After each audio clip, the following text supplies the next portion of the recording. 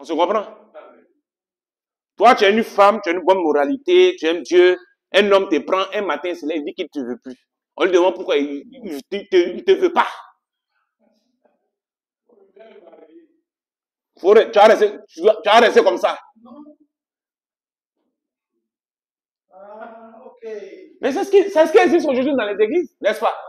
Elle est là comme ça parce qu'on dit de ne pas divorcer, ou bien on dit de ne pas me marier.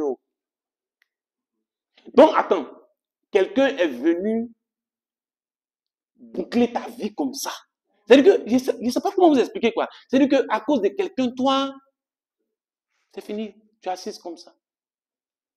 Maintenant, tu attends à ce qu'il meure. C'est ça, non? C'est ce qu'on dit. C'est ce qu'ils disent, non?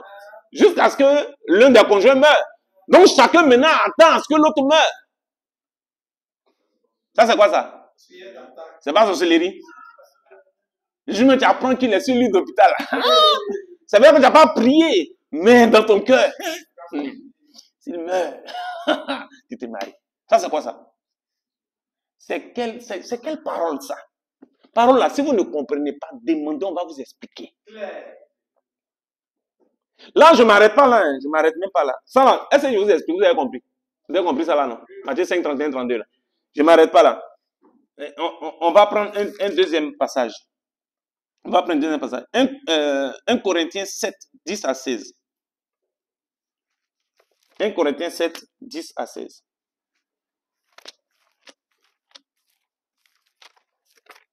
Corinthiens 7, 10 à 16. Oui. À ceux qui sont mariés, j'ordonne, non pas moi, oui, mais le Seigneur, que la femme ne se sépare point de son mari. Si elle est séparée, qu'elle demeure sans se marier. Sans se marier, oui. Ou qu'elle se réconcilie avec son mari. Et que le mari ne répudie point sa femme. Voilà. Là, on est en train de parler des gens qui sont fidèles. Hein? Il n'y a pas de problème d'infidélité là. On est ensemble. Vas-y. Aux autres, ce n'est pas le Seigneur. Oui. C'est moi qui dis. Si un frère a une femme non croyante, oui, et qu'elle consente à habiter avec lui, qu'il ne la répudie point. Oui. Et si une femme a un mari non croyant, et qu'il consente à habiter avec elle, qu'elle ne répudie point son mari. Vas-y. Car oui, le mari non croyant est sanctifié par la femme. Et la femme non croyante est sanctifiée par le frère. Oui. Autrement, vos enfants seraient impurs. Voilà. Tandis que maintenant, ils sont saints. Si le non-croyant se sépare, écoutez, si le non-croyant se sépare, qui se sépare? Le frère ou la soeur ne sont pas liés dans ce cas-là. Attends, ça veut dire quoi? Si le non-croyant veut se séparer là, qu'il se sépare. Le frère et la soeur ne sont pas liés dans ce cas-là. Je vous demande. Ça veut dire quoi? On dit ils ne sont pas liés. Ça veut dire quoi? Je te pose la question. Hein? On dit ils ne sont pas liés, non? Le non-croyant, il dit que lui, il ne veut pas. Il veut continuer. Il veut plus de cette relation parce que maintenant, tu es dans Alléluia, Amen. Tu es parti dans l'église, tout ça. Je ne veux plus. Il dit dans ce cas-là, que le non-croyant là se sépare. Dans ce cas, ils ne sont pas liés. Ce n'est pas divorce qu'elle a là. Non, je vous pose la question. Ce n'est pas divorce qu'elle a là. C'est divorce. Et puis on dit quoi? Ils ne sont pas liés. Quand on dit tu n'es pas lié là, ça veut dire quoi? Ça veut dire que tu peux te marier. Tu dis? Tu n'es pas attaché à quelqu'un. Donc ici, même la parole de Dieu est en train d'ouvrir nos yuklouis pour nous parler. Pour nous dire de ne pas se mettre dans des doctrines bizarres qui vont nous étouffer spirituellement. Alléluia. Est-ce que je parle à quelqu'un? Là, c'est clair, non? Hein? Voilà. Donc, s'il y a mari Delilah, il y a femme Delilah, on fait quoi? On fait quoi? On quitte.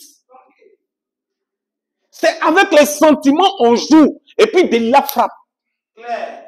C'est avec les sentiments on joue. Et puis notre destinée est bouclée. Qui a tué Samson? C'est Delilah. C'est elle qui a fait et on lui a crevé les yeux. C'est elle qui a fait ses ennemis lointés. Tu es en train de jouer avec quelque chose qui va te détruire. Non, on ne peut pas divorcer. Oh. Non, on peut. Tu as un Delilah en face de toi. Non, on ne peut pas divorcer.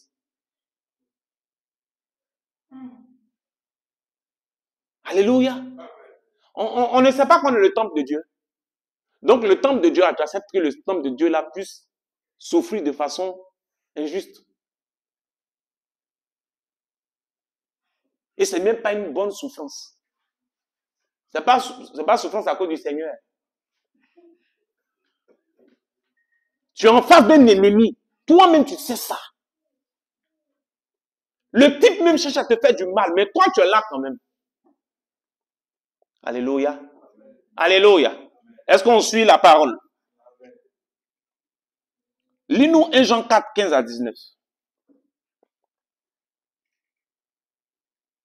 1 Jean 4, 15 à 19.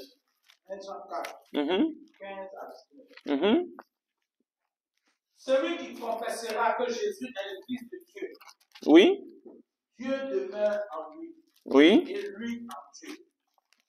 Et nous avons connu l'amour que Dieu a pour nous. Oui. Et nous y avons cru. Oui. Dieu est amour. Et celui qui demeure dans l'amour demeure en Dieu et Dieu demeure en lui. Tel il est, tel nous sommes. Aussi dans ce monde. C'est en cela que l'amour est parfait en nous. Afin que nous ayons de l'assurance au jour du jugement.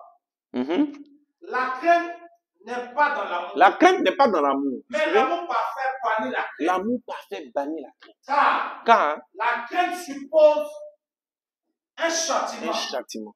Et celui qui craint n'est pas parfait dans l'amour. Voilà. Alléluia. Maintenant, il dit pour nous, nous l'aimons parce qu'il nous a aimés le premier. Regardez, il dit quoi ici? L'amour parfait bannit la crainte. L'amour que nous avons hérité de Jésus, cet amour-là, c'est de l'amour parfait. La relation que nous avons avec Jésus n'est pas une relation de peur. On n'est pas dans une relation où on est en train de dire, ah, si on ne fait pas ça, là, on va aller en enfer. Alléluia. Donc, comme si on fait ça, on va aller en enfer, donc on ne fait pas. On se suit, non? C'est-à-dire que tu es permanemment dans un esprit de condamnation, dans un esprit de châtiment, dans un esprit de peur. C'est pourquoi il dit ici, l'amour parfait bannit la crainte. Il dit, pour nous, nous l'aimons parce qu'il nous a aimé le premier. On ne l'aime pas parce qu'on a peur.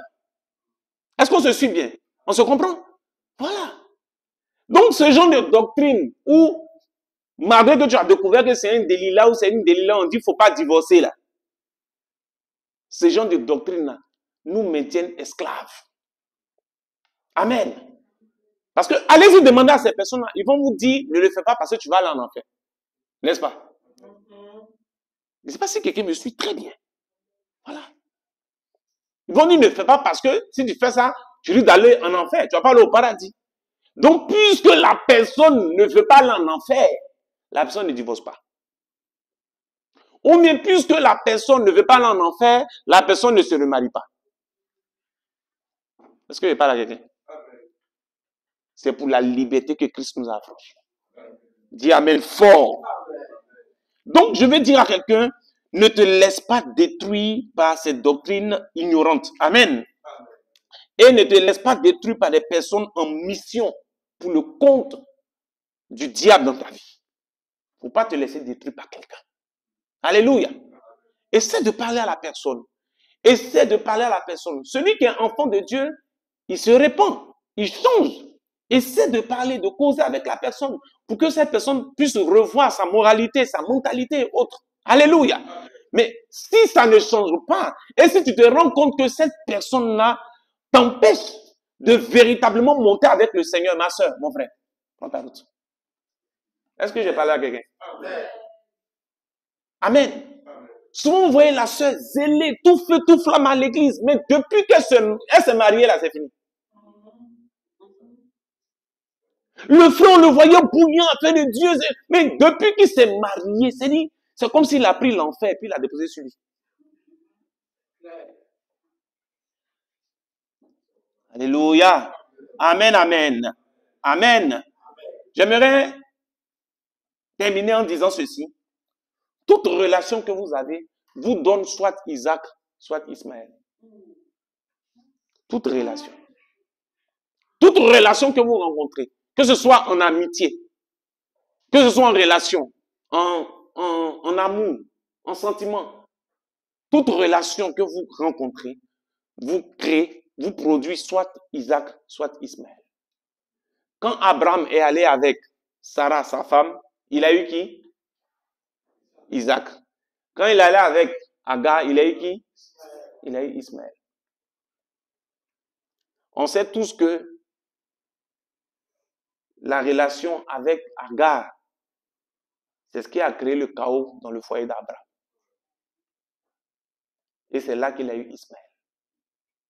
Toute relation que vous avez, elle vient soit de Dieu ou elle vient du diable. Celle qui vient du diable est là pour vous détruire. Est-ce que je parle à quelqu'un? Et des gens sont rentrés dans des relations d'Émila.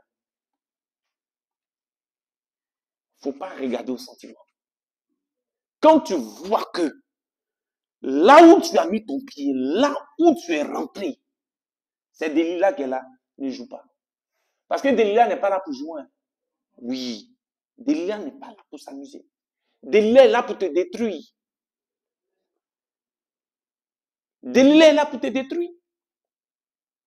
Regardez la chanteuse, la chanteuse nigériane. Regardez comment est-ce qu'elle est morte. Une bénédiction pour le corps de Christ. Mais elle souffrait dans son foyer. Elle souffrait dans son foyer. Je n'ai pas dit on ne peut pas souffrir. On peut souffrir pour de bonnes raisons. Mais un mari qui dit qu'il prie Dieu et qui te bat, qui te frappe devant tes enfants. Et on ne dit rien, taisez-vous.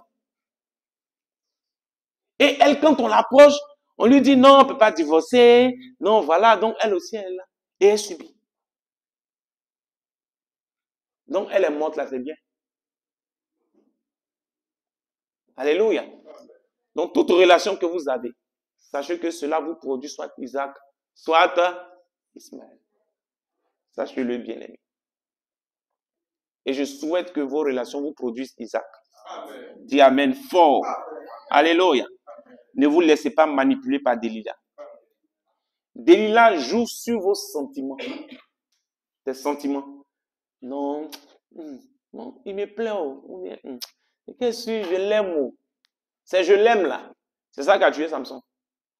C'est je l'aime là. On a pris pour le trahir. Alléluia. Delilah joue sur votre ignorance de la parole de Dieu. Ouais. Quelqu'un tente de te tuer, tu dis, c'est qu'est-ce que il va changer. Oh. Un jour, on va venir prendre ton corps là. Delilah joue sur votre affection de la chair. Vous êtes affectionné aux choses de la chair. Delilah joue dessus. Affectionnez vos choses d'en haut. Alléluia. Et pour terminer, je vais vous dire, Delilah, si elle vous a eu, elle ne vous ratera pas. Elle ne vous ratera pas. Delilah est dans une perspective de destruction. Amen. Amen. Alléluia. Est-ce que tu peux acclamer le Seigneur pour la parole de Dieu?